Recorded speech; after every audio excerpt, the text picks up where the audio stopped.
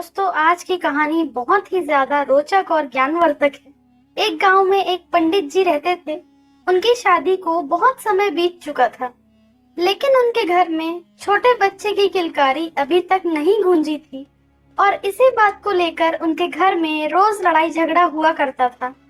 पंडित जी की पत्नी बहुत ज्यादा गुस्से वाली और घमंडी औरत थी। वो बात बात पर पंडित जी को ताने दिया करती थी। इन सब बातों को लेकर पंडित जी का जीना बहुत मुश्किल हो गया था। और एक दिन पंडित जी फैसला लेते हैं कि मैं यहाँ से कहीं दूर चला जाता हूँ, फिर ये मुझसे झगड़ा कर ही नहीं पाएगी। और ये सब सोचकर पंडित जी सुबह सुबह वहाँ से निकल गए। पंडित जी चलते चलते एक नदी के किनारे पहुँच गए। दोस्तों, पंडित जी को चलते चलते बहुत समय हो गया था और उन्होंने सोचा कि क्यों ना मैं इस नदी के किनारे ही रुककर थोड़ा आराम कर लूं, विश्राम कर लूं और कुछ भोजन कर लिया जाए। तो फिर पंडित जी भोजन करते हैं और पेड़ के नीचे वहीं पर विश्राम करने लगते हैं। और जब पंडित जी सो रहे थे, तभी उस नदी में से बड़ा सांप बाहर आया और उनके थैले में घुस गया। और थैले में सरसराहट हो रही थी, इस कारण पंडित जी की आंख खुल गई और उन्होंने जब थैले में देखा तो एक सांप बैठा हुआ था। और तुरंत ही पंडित जी ने उस थैले की गठान लगा दी, थैले को अच्छे से बांध दिया और सोचने लगे कि अब मुझे घर चले जाना चाहिए और घर जाकर मैं ये थैला अपनी पत्नी को दूंगा और ये सांप मेरी पत्नी को डस लेगा और मेरी पत्नी की वहीं पर मृत्यु हो जाएगी और मेरा पीछा उससे पूरी तरह से छूट जाएगा। और दोस्तों, यही विचार करते हुए पंडित जी वापस से अपने घर चले गए। घर पहुंचने के बाद पंडित जी पंडिताइन को थैला देते हुए बोलते हैं कि आज मैं तुम्हारे लिए बहुत अच्छे उपहार लेकर आया हूँ। और ये बात सुनकर पंडिताइन बहुत खुश हो जाती है। और जैसे ही पंडिताइन थैले को खोलने वाली थी, पंडित जी ने कहा कि यहाँ मत खोलो, यहाँ पर कहीं कोई आ ना जाए और तुम्हारे सारे तोहफे देख ले। इससे अच्छा है कि तुम ऊपर वाले कमरे में जाओ और वहां पर अपने तोहफों का आनंद लो। पंडिताइन सोच रही थी कि जरूर ये कोई कीमती तोहफा है, तभी तो पंडित जी मुझे यहाँ खोलने से मना कर रहे हैं। अब दोस्तों, पंडित और पंडिताइन दोनों ही ऊपर वाले कमरे में चले गए। और जैसे ही पंडिताइन ने थैले की गांठ खोलना शुरू की, पंडित जी बोले कि मैं अभी थोड़ा सा घूम कर आता हूँ, तब तक तुम इसमें देख लो कि इसमें क्या क्या है। और दोस्तों, पंडित जी बहाना बनाकर कमरे से बाहर चले गए और दरवाजा बंद कर दिया। जब पंडिताइन ने थैला खोला तो उसमें से एक सांप बाहर निकला। उस सांप को देखकर पंडिताइन की चीख निकल गई। पंडिताइन बहुत ज्यादा डर गई और पंडिताइन ने थैले को दूर फेंक दिया और चिल्लाने लगी कि पंडित जी बचाओ, इसमें बहुत बड़ा सांप है, ये मुझे डस लेगा, इसलिए दरवाजा खोलिए। पंडिताइन चिल्लाते हुए बोली कि पंडित जी मुझे बचाओ, इसमें बहुत बड़ा सांप है, ये मुझे डस लेगा। लेकिन दरवाजा पंडित जी क्यों खोलेंगे आखिरकार, क्योंकि पंडित जी तो चाहते ही थे पंडिताइन का काम तमाम हो जाए।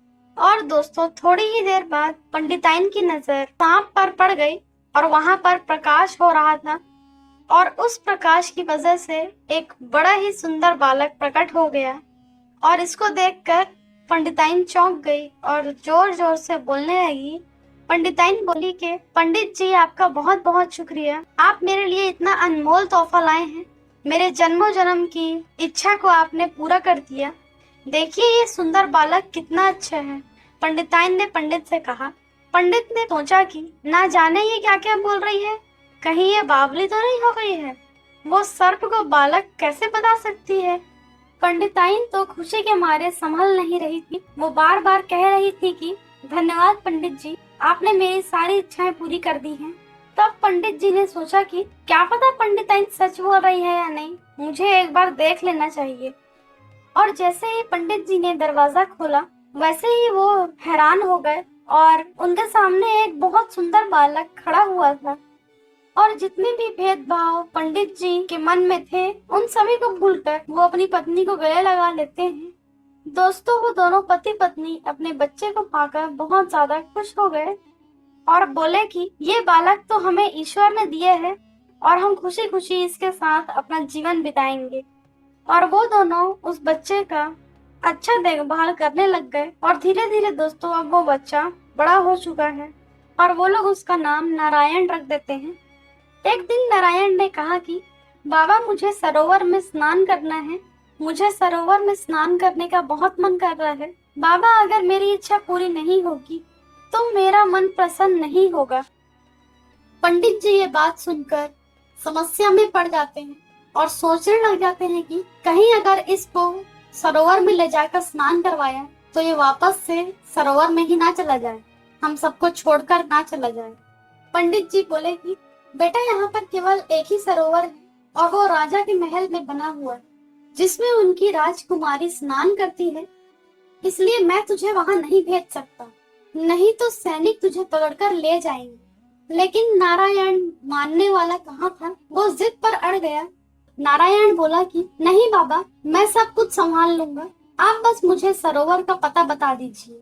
पंडित जी आखिरकार अपने बेटे की जिद के सामने झुक गए और राजा के महल के पीछे वाली दीवार के पास नारायण को ले गए और नारायण वहां पर इधर उधर कोई जगह खोजने लग गया। पंडित जी ने पूछा, बेटा क्या ढूंढते हो? और तभी नारायण बोला कि पिताजी, मैं तो एक छोटा सा छिद्र ढूंढ रहा हूँ जिसमें होकर मैं सरोवर में जा सकूं।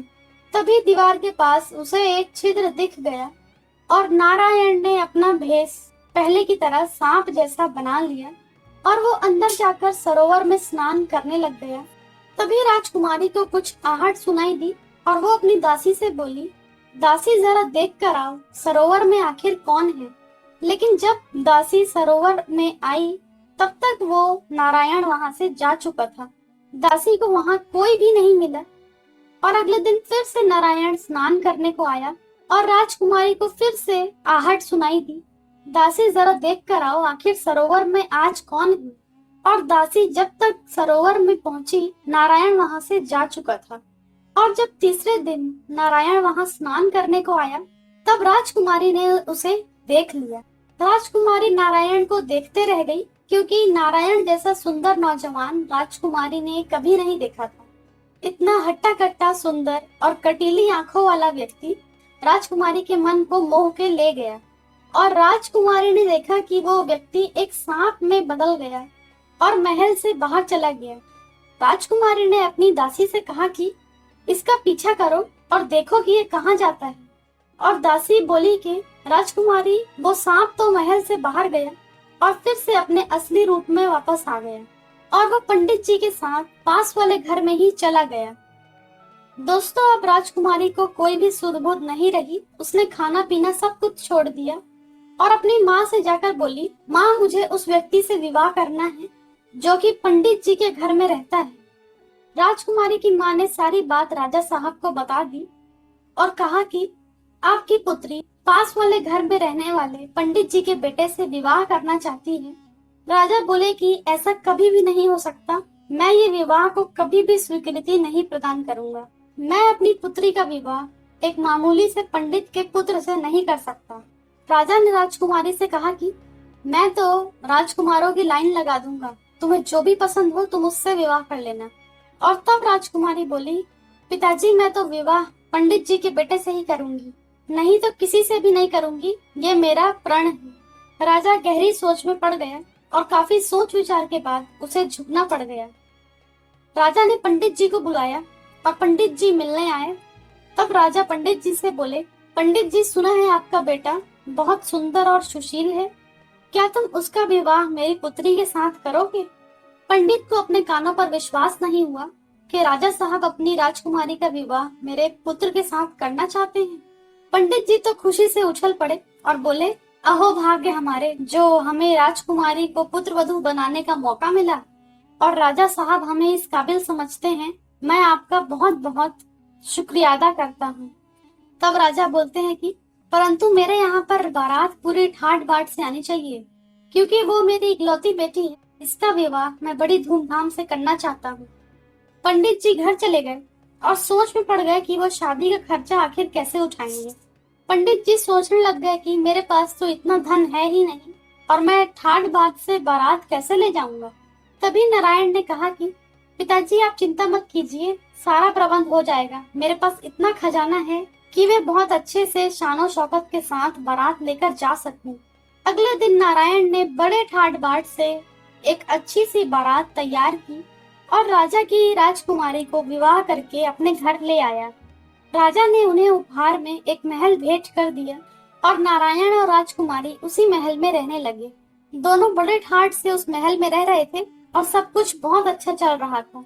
तभी एक दिन अचानक से नाग कन्या को इस बात की खबर लग गई कि न जाने नारायण कहाँ चला गया है, उसकी खोज करनी चाहिए। अब उनमें से एक नाग कन्या एक गरीब औरत का वेश धारण करके महल के अंदर आ पहुंची और एक कांच का बर्तन लेकर रानी से बोली कि रानी, इस बर्तन को ले लो, ये बहुत चमकीला है, राजा इसको देखकर खुश हो जाएगा। वो बूढ़ी औरत उस चमकीले बर्तन को रानी को देकर वहां से चली गई। रानी ने जब ये बर्तन नारायण को दिखाया तो नारायण उस बर्तन को देखकर समझ गया कि ये बर्तन तो नाग कन्या ने भेजा है और रानी को कहा कि तुम ये बर्तन अभी तोड़ दो, नहीं तो तुम्हारा सर्वनाश हो जाएगा। और रानी ने तुरंत ही वो कांच का बर्तन तोड़ दिया और नारायण ने रानी से कहा कि तुम किसी भी अनजानी स्त्री से बात मत करना, ये सब तुम्हारा घर नाश करना चाहती है। और अब राजकुमारी किसी भी अनजान स्त्री से बातें नहीं करती थी। और फिर एक दूसरी नाग कन्या ने राजकुमारी से मिलने का प्रयास किया और इंसान का भेष बदलकर रानी के पास गई और बोली कि मेरा पति मुझे लौटा दो, नारायण मेरा पति है और वो तुम्हारे पास आ गया है। परंतु रानी को उस लड़की की बात पर विश्वास न हुआ और फिर वो नाग कन्या बोली कि अगर तुम्हें मेरी बात पर विश्वास नहीं है तो अपने नारायण को बोलना कि वो सरोवर में डुबकी लगाए। अगर वो सरोवर में डुबकी लगाकर ऊपर आ गया तो वो तुम्हारा नारायण है, और अगर वो जल के नीचे ही रह गया तो समझ लेना कि मैं सत्य कह रही हूँ। और ये कहकर वो नाग कन्या वहां से चली गई। अब रानी को बहुत चिंता सताने लगी और उसी वक्त नारायण वहां आ गया। नारायण ने रानी से कहा कि क्या बात है, क्यों चिंतित हो? रानी ने कहा कि नारायण, क्या तुम सरोवर में एक डुबकी लगा सकते हो, मेरा भ्रम दूर कर सकते हो? नारायण समझ गया कि जरूर आज भी कोई रानी से मिलने आया था। नारायण ने तुरंत रानी से कहा कि मैं डुबकी नहीं लगाऊंगा, लेकिन रानी जिद पर अड़ गई और बोली कि डुबकी तो लगानी ही पड़ेगी। और विवश होकर जैसे ही नारायण ने सरोवर में डुबकी लगाई तो नाग कन्याओं ने नारायण के पैरों को जकड़ लिया और उसे धीरे धीरे करके नीचे खींच लिया। रानी ये सब देखती रह गई और नारायण ऊपर नहीं आ पाया और बेचारी रानी अपने आप को कोसती रही कि मैंने नारायण को आखिर डुबकी लगाने के लिए क्यों कहा। अब मेरा नारायण कैसे वापस आएगा? नारायण तो वापस नहीं आया तो रानी ने सारा राजपाट त्याग दिया और एक छोटी सी कुटिया बनाकर वहां रहने लग गई। खूब दान दक्षिणा करने लग गई। एक दिन की बात है, एक साधु बाबा और एक छोटी बच्ची रानी के कुटिया के पास आए। साधु रानी से बोले कि हमें भी कुछ दान दक्षिणा दे दो बेटी। और तब रानी के पास दान दक्षिणा देने के लिए कुछ भी नहीं बचा था। तब उसने कहा, बाबा मेरे पास तो अब दान देने के लिए कुछ भी नहीं बचा है। रानी कहती है कि बाबा बस ये कुंडी बची है, आप इसे ले लीजिए। बूढ़े बाबा कहते हैं कि नहीं बेटी, हम इसका क्या करेंगे, परंतु तुम हमें एक बात बता दो। यहाँ पर आने से पहले तो हम रात को एक सरोवर पर रुके थे और उस सरोवर पर रात को एक राजा और उसकी प्रजा पानी में से बाहर आए और बाकी प्रजाओं ने भोजन करके वापस पानी में डुबकी लगा ली, लेकिन राजा पानी में ही खड़ा रहा और खाने की थाली लेकर बोला कि जिसको भी भोजन करना है वो कर ले, और हमारे पास आके बोला आप लोग भोजन कर लीजिए, ये भोजन मेरी प्यारी पत्नी के नाम है। और ये बात पूरी भी नहीं हुई थी, तभी रानी समझ गई कि ये कोई और नहीं, ये नारायण ही है।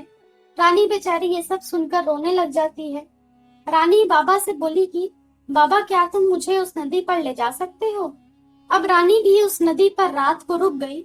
बाबा और वो बच्ची तो वहां पर सो गए, लेकिन रानी को रात भर नींद नहीं आई और रात को 12 बजे फिर से वो राजा और प्रजा पानी से बाहर निकले और प्रजा भोजन करने लग गई। प्रजा तो वापस से नदी में चली गई, लेकिन राजा वहीं खड़ा रहा और राजा फिर से भोजन की थाली लेकर खड़ा हो गया और बोला कि कोई दुखिया गरीब है तो भोजन कर ले। रानी नारायण के पास जाकर बोली कि क्या तुम मुझे नहीं पहचानते, मैं तुम्हारी रानी हूँ। तभी नारायण ध्यान से रानी को देखता है और पहचान जाता है कि यही उसकी रानी है। रानी ने नारायण से कहा कि चलो तुम वापस से मेरे साथ चलो, लेकिन नारायण ने कहा कि नहीं प्रिय, ये अब संभव नहीं है। अगर मैं उस दिन जल में नहीं जाता तो मैं तुम्हारे साथ रह लेता, लेकिन अब वो नाग कन्याएं मुझे तुम्हारे साथ कभी भी नहीं रहने देंगी। तब रानी ने कहा कि क्या तुम मुझे जल में नहीं ले जा सकते? नारायण ने सोचा कि ये तो वो कर सकता है। तब नारायण ने रानी को एक मिट्टी के कण के जितना बना दिया और उसे अपनी जेब में भरकर जल के अंदर ले गया। जल के अंदर पहुंचते ही नाग कन्याओं ने कहा कि स्वामी, आज मानव की गंध आ रही है। तभी नारायण बोल उठा कि हाँ, मेरे साथ एक मानव आया तो है, लेकिन मैं उसे तुम्हारे सामने तभी लाऊंगा अगर तुम मुझे वचन दो कि तुम उसे हानि नहीं पहुंचाओगी। और नाग कन्याओं ने नारायण को वचन दे दिया। तभी नारायण ने उस मिट्टी के कण को फिर से रानी बना दिया और रानी को फिर से वापस देखकर नाग कन्याएं अंदर से जल भून गई। उनका मन किया कि इसे किसी तरीके से यहाँ से भेजा जाए या फिर इसे मार दिया जाए। अब नाग कन्याओं ने रानी को परेशान करना शुरू कर दिया और सारा काम रानी से ही कराने लगे। और बेचारी रानी सारा काम खुशी खुशी कर लेती थी। एक दिन रानी नाग कन्याओं के बच्चों के लिए दूध गर्म कर रही थी, लेकिन उन बच्चों ने वो दूध ज्यादा ही गर्म पी लिया, जिस वजह से उनकी वहीं पर मृत्यु हो जाती है। नाग कन्याओं ने जब अपने बच्चों को मरा हुआ देखा तो क्रोध से आग बबूला हो गई और उन्होंने उस रानी को वहीं पर डस दिया। दोस्तों, रानी तो अब मर चुकी थी और नारायण को जब ये बात पता चली तब उसे बहुत दुख हुआ। वो रानी के शव को नदी से बाहर लेकर आया और एक पेड़ के डाल पर उसे रख दिया। अब प्रतिदिन नारायण रानी के शव को देखने आता और वापस से नदी में चला जाता था। और एक दिन की बात है, उसी नदी के किनारे जहाँ रानी का शव था, वहाँ पर एक बड़े ही ज्ञानी ऋषि मुनि आए हुए थे और उनकी नजर रानी के शव पर पड़ी और उन्होंने रानी के शव को नीचे उतारा और वो सब कुछ जान गए कि ये रानी कौन है और उनके साथ क्या क्या घटित हुआ है। तब उन ऋषि मुनि ने परमात्मा से प्रार्थना की कि हे प्रभु, इस निर्दोष को सजा मत दो, इसे जीवन दान दो। और प्रभु ने उन ऋषि मुनि की बात सुन ली और रानी एक बार फिर से जीवित हो गई। और ऋषि मुनि बोले कि बेटी, अब से तुम मेरे साथ ही रहोगी, तुम मेरे साथ चलो। और रानी ऋषि मुनि के साथ उनके घर चली जाती है। कुछ दिन वहीं पर रहने लगी और जब अगले दिन नारायण रानी के शव को देखने आया तब उसे शव वहाँ नहीं मिला और वो बहुत ज्यादा परेशान हो गया। इधर उधर रानी को खोजने लग गया। खोजते खोजते वो भी ऋषि मुनि के घर पहुंच गया और उस वक्त रानी वहाँ सो रही थी और नारायण वहाँ जाकर उसके बिस्तर के पास सांप के भेष में बैठ गया। तभी ऋषि मुनि का बड़ा बेटा उस कमरे में आया तो उसने देखा कि रानी के पास तो एक सांप बैठा हुआ है और उसने सोचा कि अगर इस सांप ने रानी को डस लिया तो वो तो मर जाएगी। और ऋषि मुनि के बेटे ने एक तलवार उठाई और सांप के टुकड़े टुकड़े कर डाले और तभी रानी की आंखें खुल गई। और रानी ने उस लड़के को बहुत धमकाया, डांटा, बोली कि तुमने मेरे पति को मार डाला, ये क्या अनर्थ कर दिया, और अब मेरा जीवित रहने का क्या मतलब है, मैं भी अब जीवित नहीं रहूंगी। और नारायण के साथ रानी भी अग्नि में समर्पित हो गई। दोनों की ही चिता जल गई और दोनों ही जलकर भस्म हो गए। और ये बात जब ऋषि मुनि को पता चली तब उन्हें बहुत दुख हुआ और ऋषि मुनि ने उस राख के ढेर को एक पोटली में डाल लिया और एक पेड़ के नीचे बैठकर रोने लग गए। रोते रोते उन्हें बहुत समय बीत गया और संयोगवश माता पार्वती और भोलेनाथ पंछी का रूप धारण करके उस पेड़ पर बैठे हुए थे। तभी उन्होंने उस ऋषि मुनि की सारी बातें जान ली और तभी माता पार्वती शिव जी से बोलती है कि ये ऋषि कितना अज्ञानी है, अगर ये इस राख के ढेर को इस जल में प्रवाहित कर दे तो ये दोनों तो जीवित हो जाएंगे, लेकिन ये तो कुछ सुनता ही नहीं है, अपनी सुध बुध में ही खोया हुआ है। और ऋषि मुनि उन दोनों पंछियों की सारी बातें सुन रहे थे और ऋषि मुनि ने तुरंत ही उस राख के ढेर को उस जल में प्रवाहित कर दिया। राजा रानी एक बार फिर से जीवित हो गए। अब वो दोनों एक कुटिया बनाकर अपना जीवन यापन साधारण लोगों की तरह करने लगे और वो ऋषि मुनि भी उनके साथ रहने लग गए और अब हंसी खुशी से अपना जीवन व्यतीत करने लग गए। दोस्तों, यही थी हमारी आज की कहानी। उम्मीद है आपको कहानी अच्छी लगी होगी। यदि वीडियो अच्छा लगा हो तो एक लाइक जरूर करें, अपने दोस्तों के साथ शेयर करें, कमेंट्स में बताएं आपको वीडियो कैसा लगा। हम ऐसी ही रोचक ज्ञानवर्धक कहानियां लाते रहते हैं, इसलिए अगर आप चैनल पर नए हैं तो एक सब्सक्राइब जरूर करें। मिलते हैं अगले वीडियो में। वीडियो देखने के लिए बहुत बहुत धन्यवाद।